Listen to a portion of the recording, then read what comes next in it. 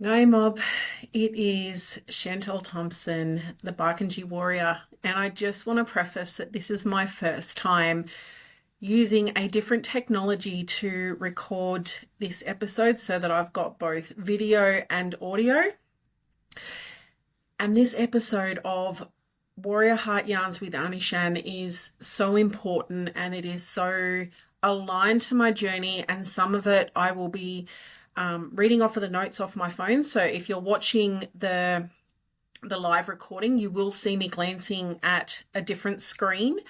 And if you are listening to the audio version of this, you may hear pauses as I take the time to ground myself in either my notes or just speaking from the heart, which is my most powerful way and how I usually record my podcast, because it's usually from a spark of inspiration or something that has the universe or the ancestors have whispered to me a yarn that I need to share with you, Mob, that has been sparked from being out in the world. And this podcast, this storytelling is co-created through my life, through what the ancestors want me to share, and through what resonates in my spirit and my heart through my daily experience and showing up and being a part of my journey.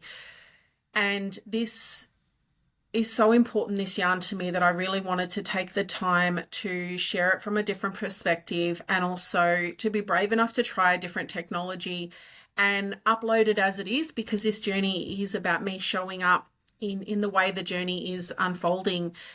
And this episode today is about being sovereign and unapologetic, the reclamation and remembering of who I am, and the courage to rise and embody that as it's unfolding, both in the moments where I'm able to lean into the discomfort, lean into the healing and move forward, and the moments where I retreat or relapse back into whether it's my suicidal ideation, my mental health, or just the fear, the shame, the doubt, the lack of self-worth, the low self-esteem that still lingers in my spirit and in my body, and to trust that this is all a part of the journey of my reclamation and my rise, of remembering who I am and grounding myself in being a culturally grounded woman, a culturally sovereign woman, being ancestrally guided and dreaming led, and trusting that everything I have been through is for its own purpose, that my timing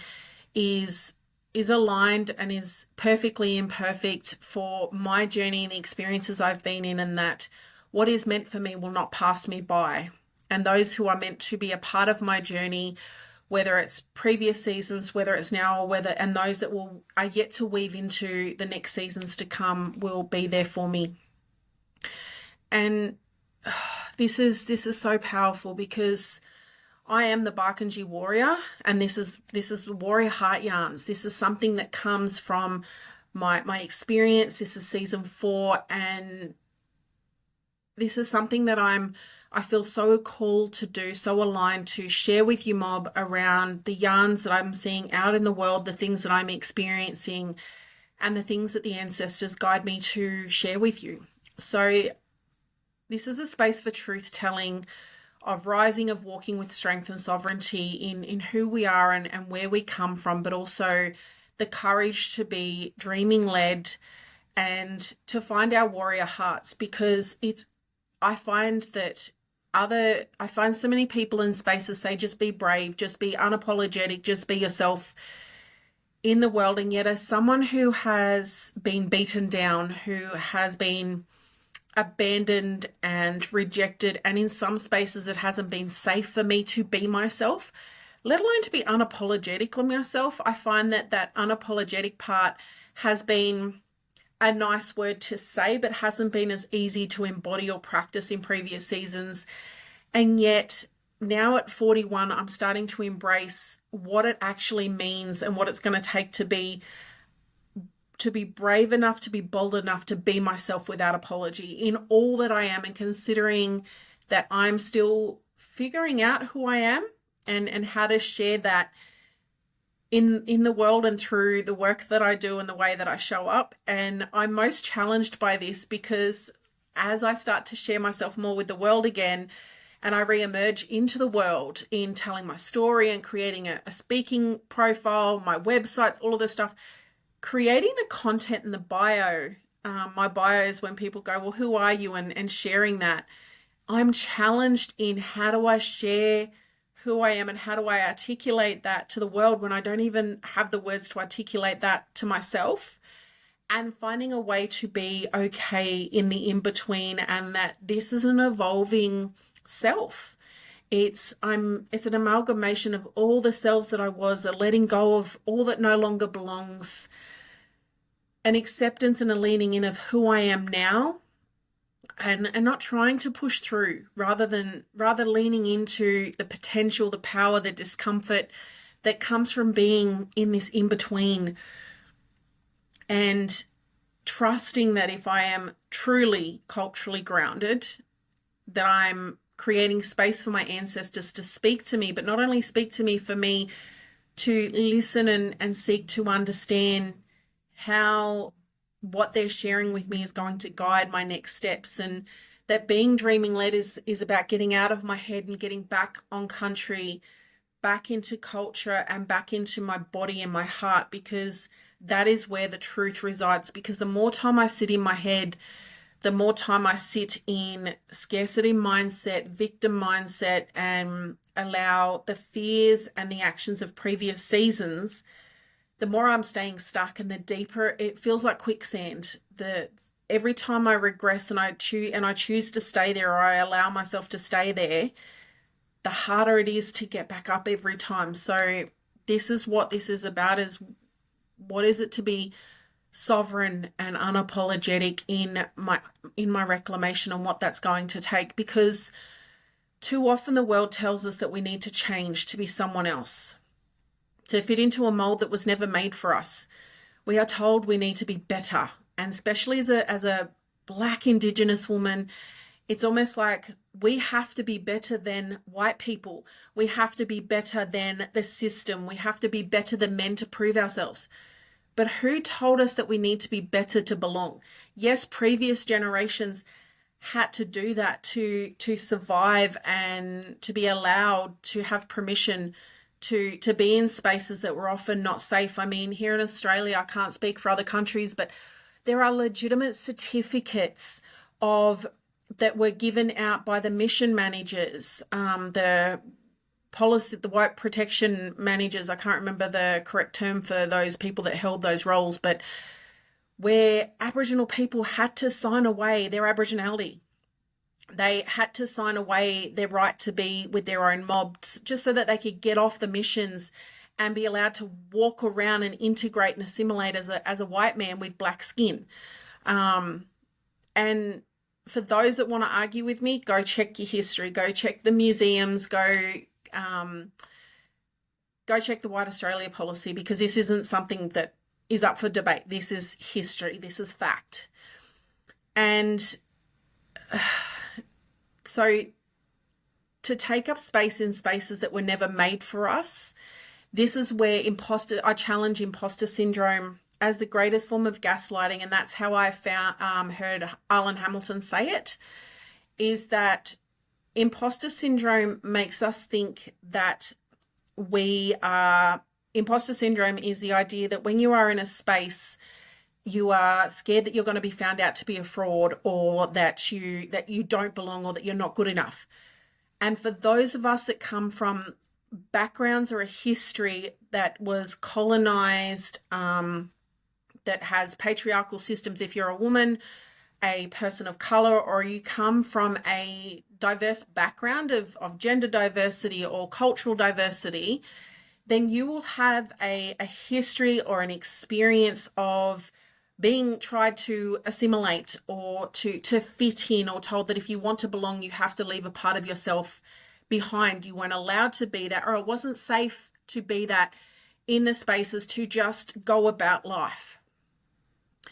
And imposter syndrome, of course, if I'm in a room that is full of white men, that is a boardroom, that is historically was not set up to see me succeed, let alone it was set up to keep me out. And yet I'm in here, not just in the room, but leading conversations or taking up space or challenging that room, of course I'm not going to feel like I belong. Of course I'm going to feel like a fraud or like it's not safe. Now, because there's a big difference between not being ready for a room and not belonging in a room. So I challenge, and I do not subscribe to imposter syndrome at all. And if anything, fuck imposter syndrome is where I'm coming from. So this idea of being better than what? Better than who?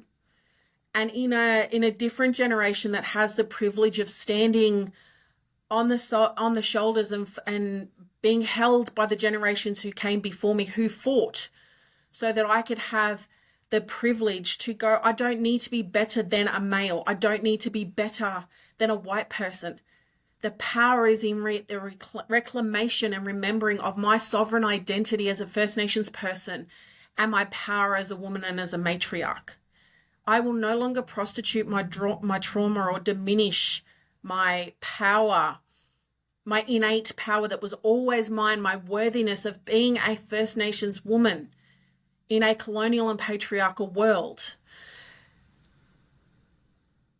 I'm taking that back and I'm creating what it means for me to be in that. And it is not about being better than someone else. It is just about being myself, nothing more and nothing less than all that I am capable of being and becoming. And often many of us, particularly again from those backgrounds, but particularly for my titters, my sisters, my mothers, my young babies that have so much power and potential, how much more wealth of self, of power, of energy, of money, of resources, of time would we have if we didn't feel the need to fix ourselves, to fix our appearance, our clothes, our size, the need to better ourselves to belong, more degrees, to lose more weight, to be fitter, to be faster, to speak better, to do more. More than what? And economies would fall, like billionaires would lose their money if women decided, I don't need to fix anything. I was never broken in the first place.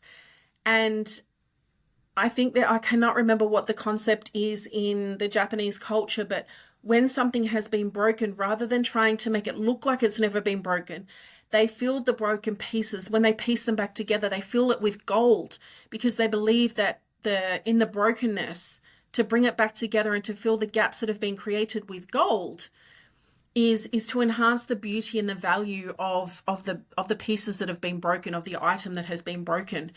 Now, today I want to remind you, like, you're not lost. There is nothing to be better than. There is nothing to be broken. Instead, this is an invitation to embrace yourself fully as you are in this moment. Yes, there's always things that we can do to improve ourselves. And yes, you may have shit that you need to own up to, shit that you need to clean up. There may have been mistakes and you may be living with the consequences of not being your best self, of not owning your power and your journey. And yet I still put it to you. What would happen if you let go of fixing yourself or let go of being better and just about being yourself and being your best self that you can be right now? And that means embracing all of yourself and the reality of where you're starting from, because you cannot change yesterday and you cannot predict tomorrow. I mean, you can try and you can lay the foundations, and yet something could happen tomorrow that could change the whole trajectory of your life. Something could happen as soon as I walk out this door that could change the trajectory of my life forever. A phone call, a conversation, an email, something could happen today in this very moment that could change my life forever. And if something was to change forever from this moment, what would I regret not doing? What would I regret avoiding? What would I regret embracing? What would I regret not savoring and being more present with? Like the moment this morning when I was in the gym and I met myself at my edges and I leaned in and I pushed myself a little bit further. The moment my little one hugged me and I heard his giggle and he said, "I love you." The moment my big girl, my 15-year-old, just came and laid with me and cuddled. Such a special moment that as a mother, these moments are so fleeting, and in the overwhelm of life can seem like I've got time for more. And yet I know in my heart of hearts that that one moment could be the last moment of that kind, in that way and in that shape and form. So imagine if you felt that you are not lost, you're not lacking, you're not waiting, and you embraced instead that you are whole, that you are worthy, and that you have everything you need right now to take a step forward. You already are everything you need, and where you are right now to move forward. You don't need permission, you don't need fixing. What happens if you reclaimed and remembered and embraced and embodied who you are right now? Even if you have a calling for more and you know that you have the power and the potential, and you see the future version of yourself, you see your future life, but how can you be her now?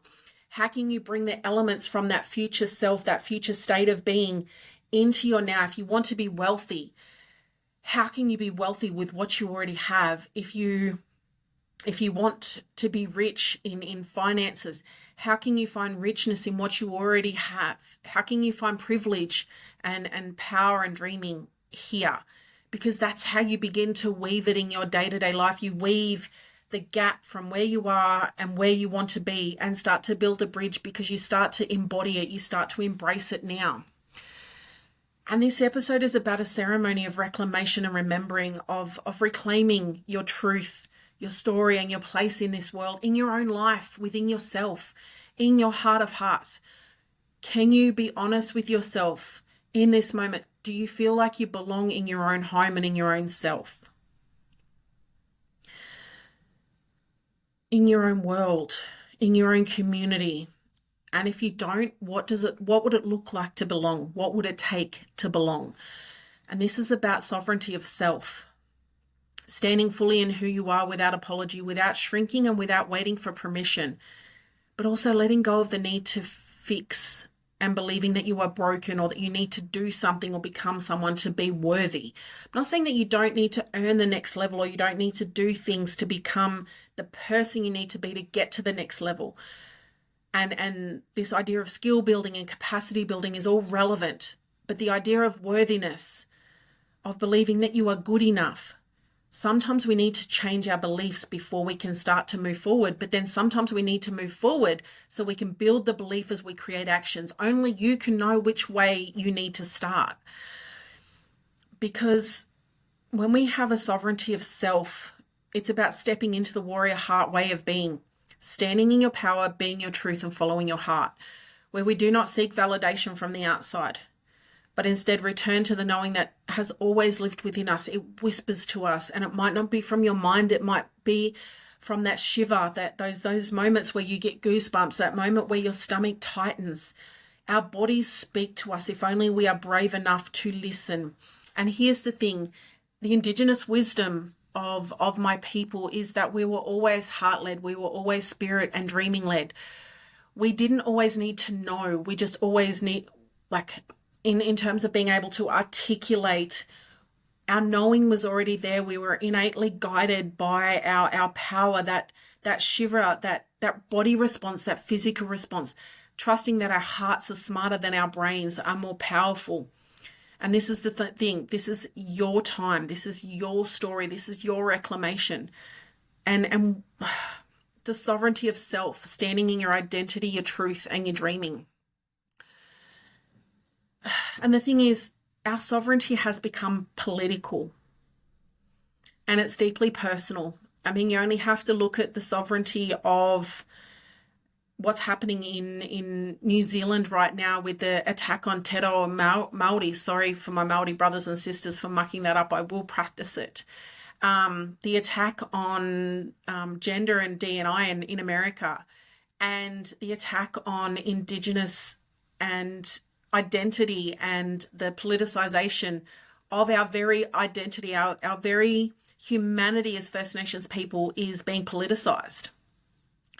as women, violence against women, our right to be safe in our own country and sovereign as women, let alone First Nations people, is deeply political, and yet it is deeply personal. Colonial systems and conditioning have tried to strip us of our identity, our voice, and our power. But here's the thing. Our sovereignty was never theirs to take. Yes, colonial and Western and patriarchal systems have taken our culture, our children, our language, our very lives. And yet in 2016, I was sitting in a classroom with Annie Judy Atkinson, who is a world-leading expert of Indigenous trauma and recovery. Powerful woman, and I think she was in her 70s back then in 2016. So 9 years ago was when I first met Annie Judy, and I was studying the first graduate certificate of Indigenous trauma and recovery.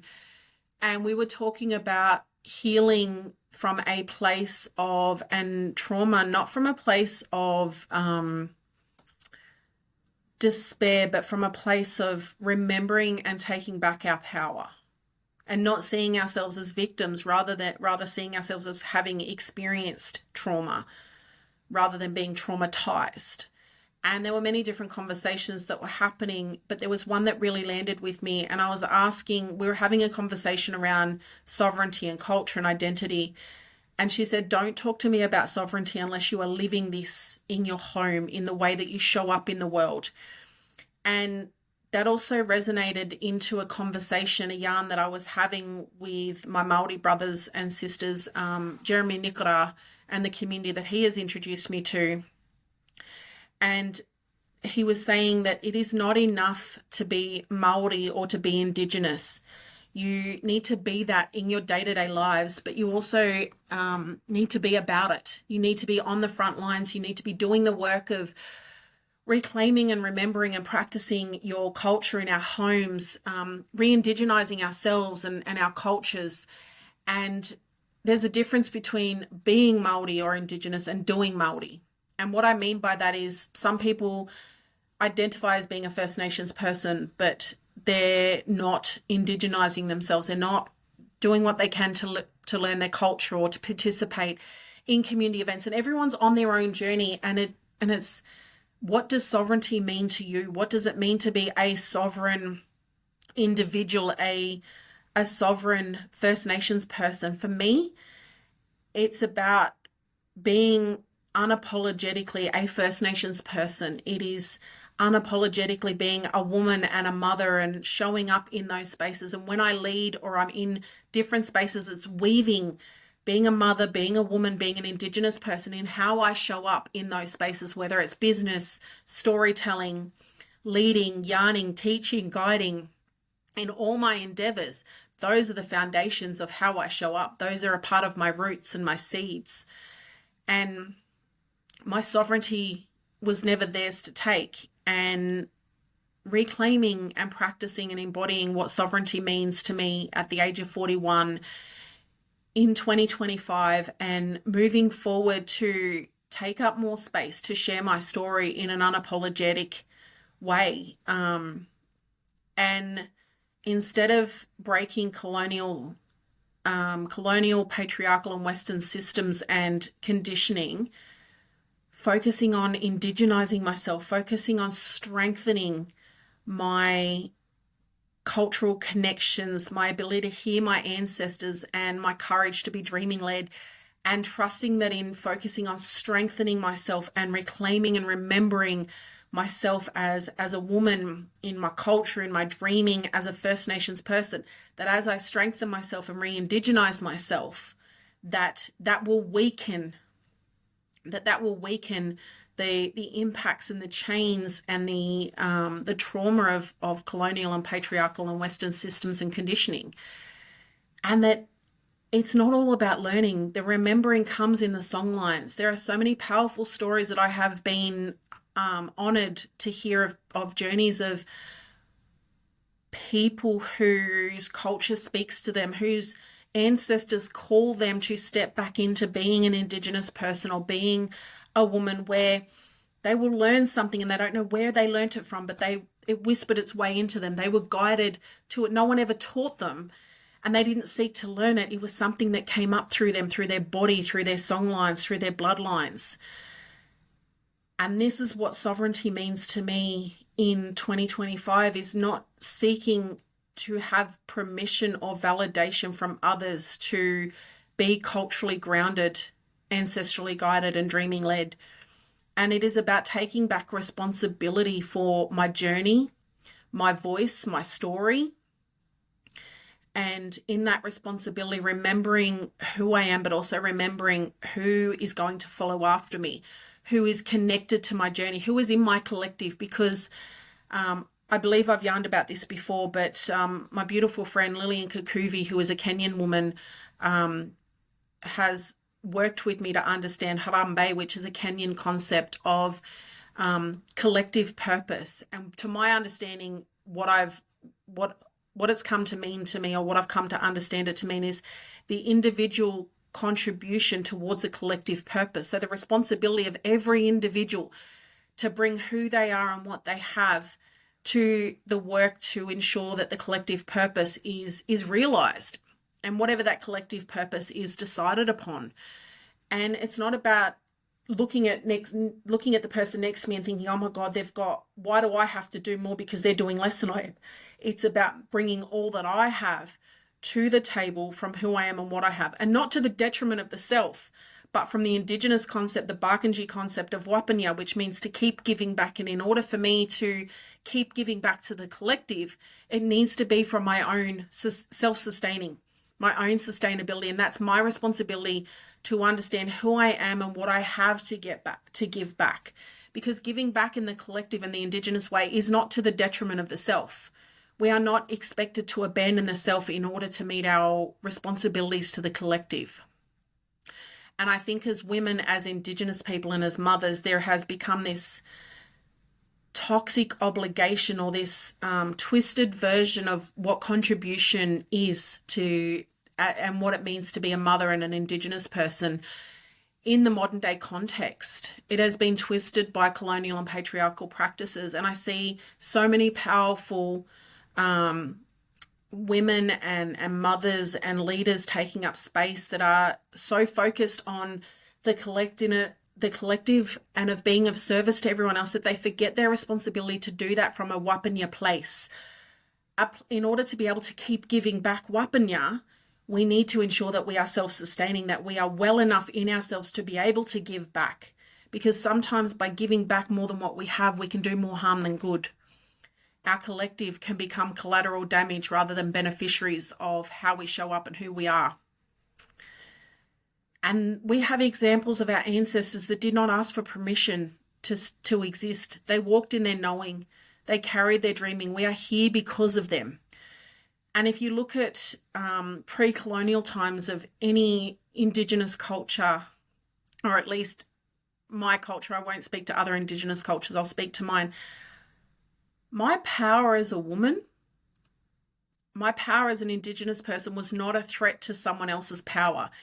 For me to be powerful was not to take something else from someone else to have that power.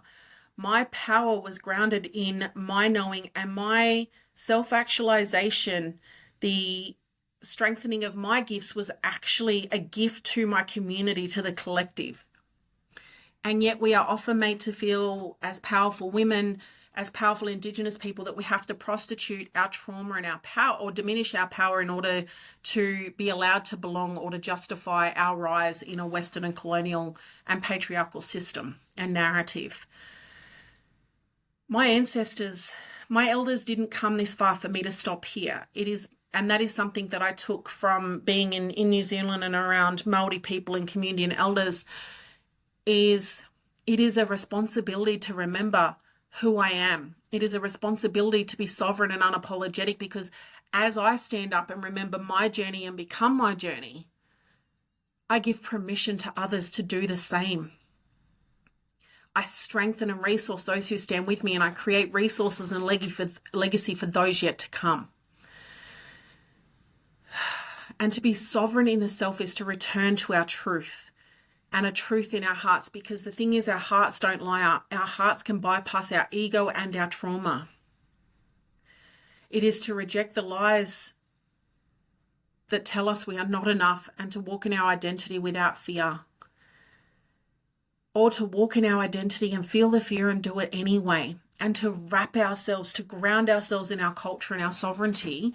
And remembering that as we do it, we are not alone. We may be physically alone in our journeys in this space. But if we stop and listen, country is with us, culture is with us, our ancestors are there to guide us. The universe, whatever you believe in your spirituality, is there to guide you. And sometimes it's not about you figuring it out. It's about you allowing yourself to be guided, to be shown the way. Because even in Western systems, we're expected to have a map to know. And this isn't a passive journey. It's about you having the capacity to create space to figure things out, but just figure out the next best step. To figure out, okay, what do I know now? And trust that what you know now is enough to take the next step. Because what I know from my own journey of going from suicide to world champion, of trusting in my dreaming, those moments where I really truly was culturally grounded and ancestrally guided and dreaming led in myself and my path, is that where I was called to go was far greater than I could ever have imagined for myself. And by leaning in and going, what do I know? Where do I feel called to go? And just allowing that to become the next step, and not allowing fear of the unknown or scarcity mindset or a victimized mindset or my trauma or my pain to hold me back, allowed me to go to places and become someone I never dreamed of becoming, who my world did not show me it was possible. If my dreams became the floor rather than the ceiling. My dreams became the foundations, not the stars, because now I understand that the dreaming that I have is the beginning of the journey. It might be the leap from where I am to where I'm meant to be next, but that next will be the foundations for what is to come after it. And that is so much more than I could ever imagine for myself, because what I can imagine is only based off of what I am now and what I know. So leaning in and trusting to my universe, my ancestors, my life to guide me, to show me the way, is so freeing and is so powerful. And it's about throwing myself into the river of life and allowing myself to follow the flow. Sovereignty starts within. It starts in your heart. It starts in taking responsibility for your truth in your life and asking yourself, who would I be beyond the fear? Who would I be beyond the doubts? And who could I become if I truly fell into my heart and allowed myself to be guided and shown the way? And I use what I do know. I use who I am and what I have to take the next best aligned step that resonates with my truth and my heart. Because it's a choice to stand in your truth, to reclaim your power, and to live unapologetically as who you are and who you were always meant to be and who you could always be. Because I know this, when I felt disconnected from myself and I lost the connection and the practice of my truth and my warrior heart and my sovereignty, it cost me my life. It took my life from me. And I've lost years of my life to my own darkness, to my own lack of self-worth, and I bought into the belief that I wasn't worthy of being this self, of being that dreaming, or I internalized my trauma and others' narratives about me to be that I wasn't worthy of being alive or being this person. And that shame and that guilt led me to death's door. And it led me to do things that hurt people that I love. It led me to do things how I thought other people wanted it to be done. And returning to my culture, country, and dreaming brought me home to myself. Remembering who I am and taking my power back led me to remember who I was beyond the trauma. When I reconnected to my culture and my country, it called me home to myself, to my warrior heart, that I am Shantelle Thompson, the Barkindji Warrior, warrior heart. And who I am beyond the titles is a woman with a big heart. I'm a dream weaver. I weave my dreams into my life, into my story, into my relationships, into who I am in the world. And reclamation is, for me in this, is no more shrinking, no more waiting. There'll be moments of shrinking and there'll be moments of waiting, and yet it is moving forward and creating more capacity, leaning in to creating moments that are longer and stronger of being in my power, of leaning in rather than retreating. And the thing is that as women, as First Nations people, we have been conditioned or made to believe that we need to wait for permission, or we need to wait for the next thing, the next degree, the next level. Most women, I think there's research on this, but most women will wait until they are 80% or 90% qualified for a job before they will apply. Or they'll need 10,000 things behind them before they'll ask for that raise or put their hand up for that opportunity. And yet some men who are mediocre at best will put themselves forward because men are conditioned to go for it, to go after things, whereas some girls are conditioned to play nice, to speak nicely. When you are a strong, powerful Black woman, you're the angry Black woman, or you're seen as, rather than being assertive, you're seen as being aggressive. And there was a situation once where most of my life there have been situations where I've been told I'm too much, I'm not allowed, or I'm not enough. And like, I had to wait until I was good enough, or to wait for someone else to tell me that I was allowed to belong or to be accepted, or to wait until we feel ready. But what does it even mean to feel ready? And I was in a situation where my first 2 years into being an athlete, where I decided I wanted to go for sponsorship. I believed that I was good enough to ask people, to invite people to invest in me and my journey, and trusted that I would bring value to them, to their people, to their missions through my contribution and the value that I would bring through my journey of being a world champion. And I courted this corporate for 6 months. I spoke to their female group collective that was doing internal leadership, and they had a cause that they wanted to take on. And I was working with the male champion, the male champion or patriot of that group. And after 6 months, they said yes. Now, I didn't know any better. I didn't have anyone guiding me on the red flags of these kind of spaces. And it was a white space. It was white women that I was dealing with. There were no people of color. There were no other Indigenous people. So, and what they were offering me, the $20,000 sponsorship that they were offering me, meant so much to my journey. It would have given me so much capacity to be a full-time athlete, to go and compete at the World Championships while also being a mum and taking care of my family. And anyway, they said yes. And then the next week I was at the office to refine the details, and there was only the male there. And I could tell as soon as I got in the room that they had changed their mind. And they said, look, we've chosen to go in a different direction. They started listing all these things, and he could see that I was obviously upset. And then he said, oh, can I give you some feedback? And immediately the story and the narrative of that I wasn't enough, or that I didn't belong, that I wasn't good enough, or that I was too much started coming in the back of my mind. And this guy said, look, you just, you're a lot. You sometimes come across as aggressive or too much. Maybe if you started to, and something expanded in my heart, something grounded in my soul, and it was my warrior heart stepping up. I became the Barkindji Warrior in that moment. And I remembered who I was, and I remember whose I was and who I was representing when I stood there in that room. My children, women, mothers, my Indigenous culture. And I said, let me stop you there. We're done with this conversation, and let me share something with you instead. You accuse me of being aggressive and of being too much. Let me lay something out for you. And I said this to him while being grounded, and I was very quiet, but I was very powerful in my assertion of my power in that moment.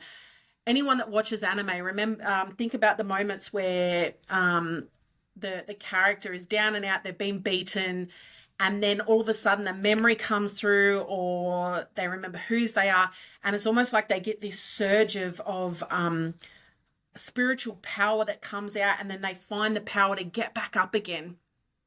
Think about stories of mothers who have been able to lift cars off of people that have been able to do things that would normally inherently to a normal situation be impossible.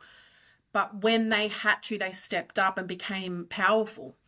Well, that in that moment, I said, if you want to see aggression, come and watch me compete. And if you want to see something else, something where I choose threaten my children, and you will see why I became the Barkindji Warrior, why I am the Barkindji Warrior. And I'm done waiting. My reclamation is about taking back what was always mine, my identity, my belonging, my power. There have been moments, and I'm sure there will be more moments, where I will forget my power. I will wait. I will seek validation.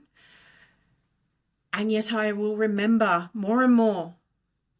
I will practice remembering and grounding myself in ceremony of reclamation and remembering whose I am. Because I know who follows me. I know who benefits from me. I know who's watching me. I know who I'm responsible for. And all of that will come from who I am and the choices that I make of being sovereign and unapologetic as myself. And it's not about decolonization. It's not about unbecoming. It's about becoming and remembering and indigenizing myself. Because no one will give you permission to take up space. This is something that you must reclaim for yourself or practice for yourself. You are already enough, already whole and already powerful.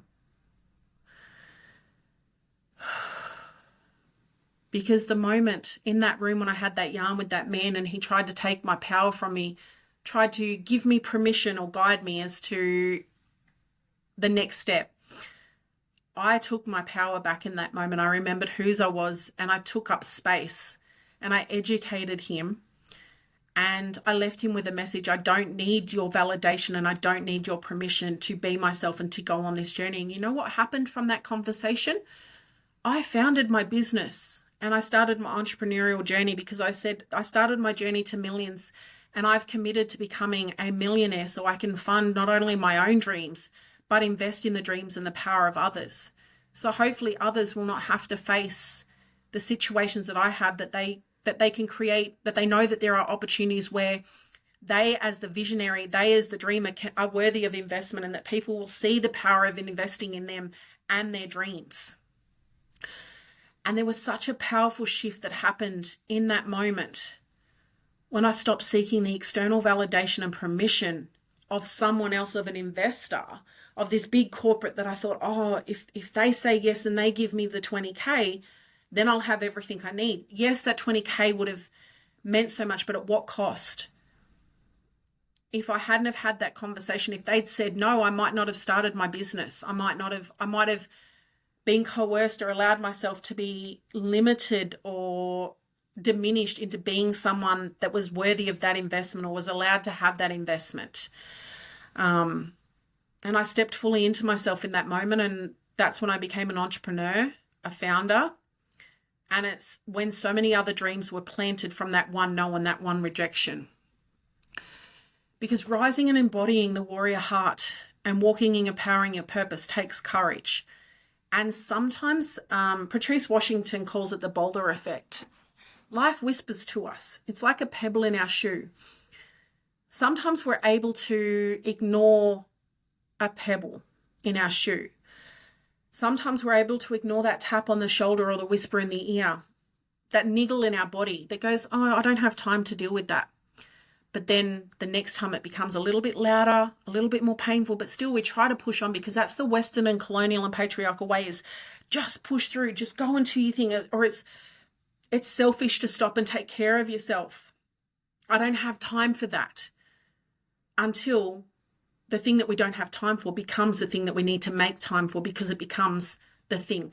Your health, we ignore our health until we can no longer ignore our health. We ignore our finances until the consequences become too great to ignore, and until the boulder drops on us and we have no choice but to face the thing. But then by waiting for the boulder, there's consequences, there's time lost, there's resources lost. And I want to ask you some questions from my notes. What parts of yourself have you been rejecting or hiding? Where have you been shrinking to make others comfortable? What does sovereignty of self mean to you? And this week I want to invite you to complete 2 powerful acts of reclamation. Write a sovereignty statement. This is your declaration of who you are. It's a commitment to yourself, your ancestors, and the generations to come. Finish these sentences. I am. Because what comes after that shapes the next step, shapes your beliefs. And see what comes from that. I'm no longer waiting for. I release. I reclaim.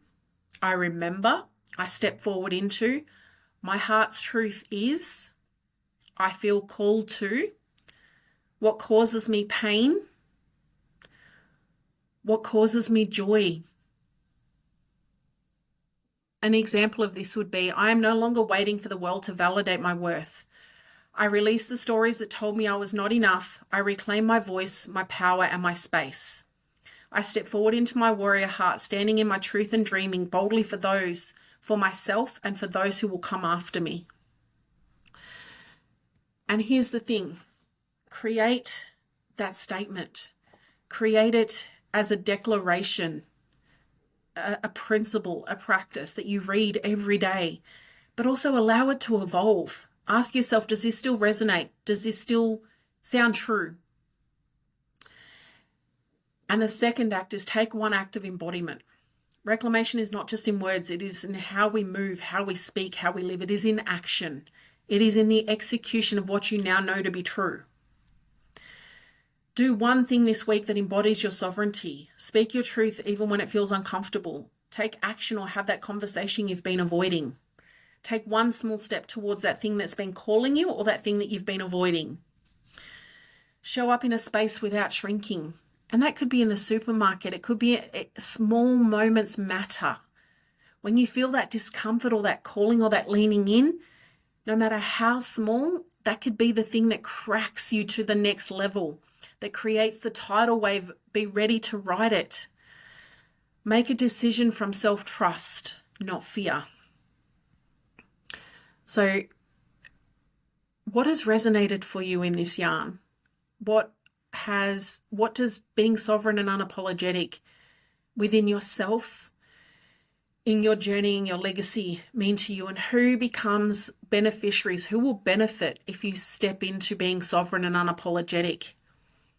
What impact, what will change in the world? What will change within yourself if you stop believing that you need fixing or that you need to become better? What if you just became?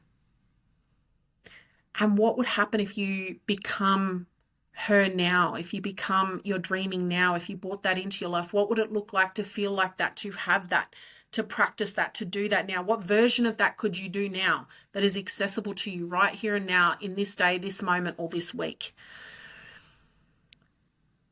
Sovereignty is not just about knowing who you are, it's about living it. It's about walking and speaking and moving in your truth every single day. No matter the space, no matter the rooms. And it's knowing when it's safe to do so and when it's unsafe, and when you need to retreat to build yourself back up for that next time. It's a practice. It's a principle. Because the world tried to make you forget. The world makes you think that we need a trauma story to rise, that we need a trauma story to share our voice and our experience. Your rise and your power is enough for you to take up space. You being born a human, being born in this time and space is enough. You were already born worthy. You were already born with everything you need. Because when you remember, when you rise and you walk in your power, when you become your warrior heart, you heal those in your generations who couldn't.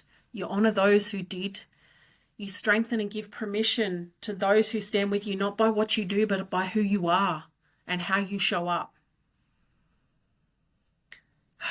And you leave a legacy and resources for generations to come. Big love, your mob. And if this warrior heart yarn resonated with you, please reach out. Please like, share, comment, subscribe. please reach out to me and let me know what resonated with you. Share it with someone that you believe needs this or will resonate with this. And thank you for your time. Thank you for your ears, because our time and our energy is our most precious resource. So I thank you and honor you. And I feel honored that you've spent this time with me. Big love you, mob. What does sovereignty and being unapologetic mean to you? And what could it become if you allowed yourself to do that now? Big love you, mob.